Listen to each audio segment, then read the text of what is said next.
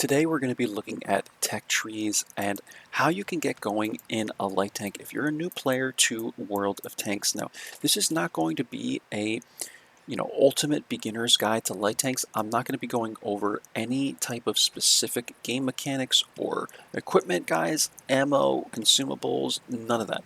I'm just going to be talking about the tech trees specifically because there are a lot of videos out there that you could watch that will tell you all about the game and understanding all the game mechanics and everything, and just everything that goes into it, right? So this video is specifically going to be about the tech trees because I had a comment asking me, and multiple people have asked me, what tech tree do you recommend? What is the most beginner-friendly tech tree to start with if I want to get into playing light tanks? And my answer to that question is going to be these first three tech trees. That's it. You can end the video right now. But stick around, guys. I'm going to give you some more information on these vehicles, right? The American line is very, very good at versatility, as well as the Russian line. But the American line, these vehicles usually have decent mobility, a decent gun, and they have decent concealment, and they do everything sort of well, right? Again, I want to emphasize, in fact, I don't even think I've mentioned this yet, light tanks really don't have a defining role until about tier 5, maybe tier 4, but the thing is, with all these lower tiers, like tier 1 through 4, even tier 5, a lot of players and a lot of the tanks just kind of sort of do everything well. They don't really have any kind of role, because as you can see, they all start like with just one line, right? And then they start to branch off, just like a tree, right? Like a real tree. And some of them even only have one line. But again, if you're looking at the American line or the Russian line or the German line that have tons of tanks, like if you know anything about tanks, you know that especially the Germans have tons of different tanks, the Russians, the Americans, like look at all these branches. But again, you start with just one line, and then you go out, you branch out to kind of two, you have these light tanks, and then they turn into tank destroyers, right? And then these turn into artillery tanks, these turn into heavy tanks. You see what I mean? These turn into medium tanks. So the tech tree at the beginning of every line, right? Really, you're not getting into those light tanks until, I would argue, at least tier 4. So I wouldn't so much worry about the first few tiers. With that being said, once you get to around the M5 Stort, you're going to find that these tanks are pretty versatile. And when you get to the Chaffee as well, you will also find this tank to be pretty good. They're just kind of good at, it's like a little bit of everything, right? The only thing that I dislike about the American lights is their shell velocity. And what I mean by shell velocity is the time it takes for the round that you fire to get to the enemy tank.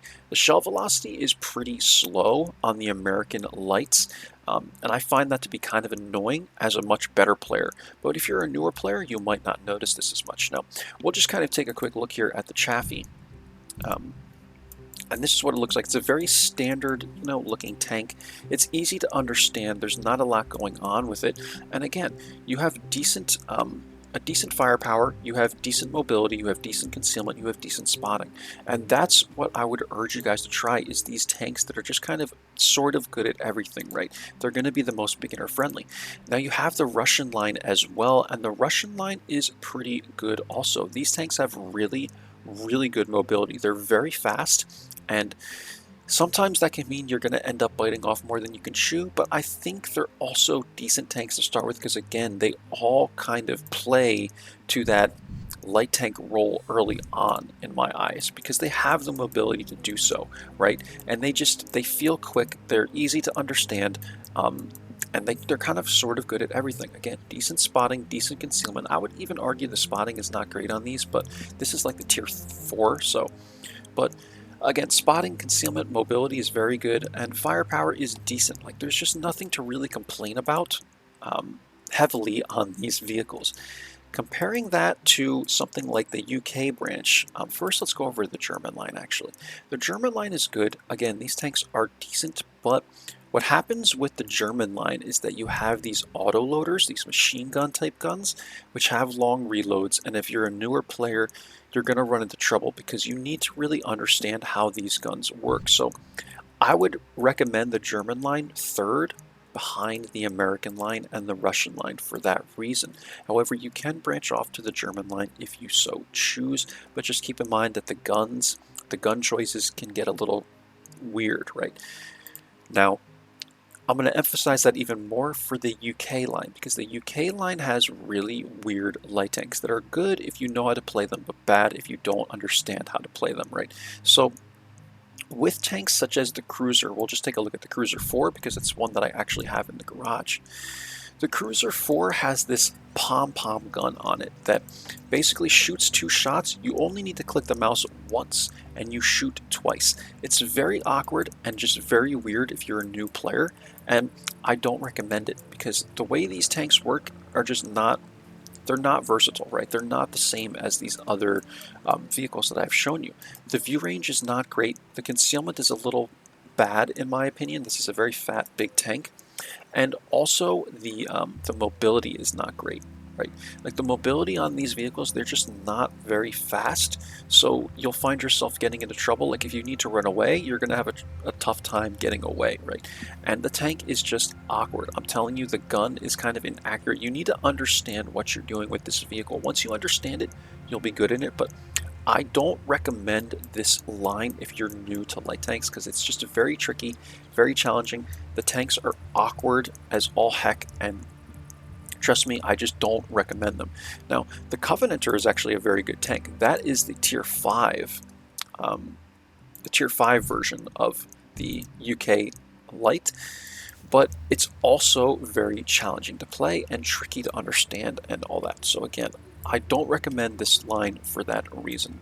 Moving on, guys, we have the French line, but the French line really doesn't get going until tier 5. You have the AMX ELC. This is a really good tank for passive scouting. However, when you get the big gun on the tank, you can only move it like this. So again, it's a really tricky tank to understand. And up until that point, you have the AMX 40, which basically operates like a heavy tank. It's very slow. It's not a light tank at all, even though it says light tank. And this is why I emphasize again, light tanks don't really get to their role until about tier 5, some even at tier 6. Look, the wheelies don't even start. The wheelies don't start till tier 6. So I wouldn't even bother with the wheelies at all. Don't play these vehicles. They also require very good game knowledge, and this isn't to be insulting, guys. It's just there are tanks that are much better designed for better players, right? And then once you get through the ELC, you get the AMX 12T, and this has a magazine gun, which has a very, very long reload time, guys. Time for complete loading, 20 seconds. So what happens with these tanks is if you start playing them as a newer player, you're going to have a really long reload and you're not going to know what to do. You need to understand how to manage that long reload to kind of be very good at playing a vehicle like this. So that's why I don't recommend the French line. Other than that, the only other tech tree that has light tanks is the Chinese tech tree, and the M5A1 Stort here, up to tier 4, like the M5 Stort is identical to the M5 Stort in the American tech tree. It's the same exact tank. And then from here you have like these first few light tanks. They're basically just, again, up to tier 3, like every tank is about the same as these that are here, right? Like they're all, almost all tanks at these lower tiers are light tanks. They're very easy to understand and play because they're really low tier, and that's what Wargaming wants. They kind of want you to figure out how the game works first, but you really don't start this tech tree until tier 6, so again, I wouldn't really worry about it. That's the 5916. These tanks play kind of like the Russian ones in my opinion. I think they're pretty good at everything really. They have really good concealment, and they have multiple gun choices and all, decent mobility, and I like them. I just haven't kind of gone up this tech tree just yet, but this is a good light tank tech tree, but I can't recommend a tech tree that starts at tier 6, right guys? I would never recommend you spend extra money and start at tier 6. Go through the tech trees, learn how the game works. You can do extra research and look up other videos again about the game mechanics and all. Because again, I told you I'm not going to go over any game mechanics stuff or anything in this video because that needs to be a whole nother separate video. That can take like a half an hour to go over and describe, right? But again, these first 3 are your best bet, and I would argue that the Russian line and the American line are your best starting options. If it were me, I'd probably go with the Russian line just because I love Russian light tanks. Even the lower tier ones, they tend to not have great gun penetration, but again, the mobility is really good. And if you're just looking for the best all-arounder, like a tank that's just kind of good at everything, just stick with the American lights, man, and you'll learn quick how to play light tanks. That's all, guys. That's all I want to cover in this video. If it helps you out, do sub to the channel. I do a lot of content like this.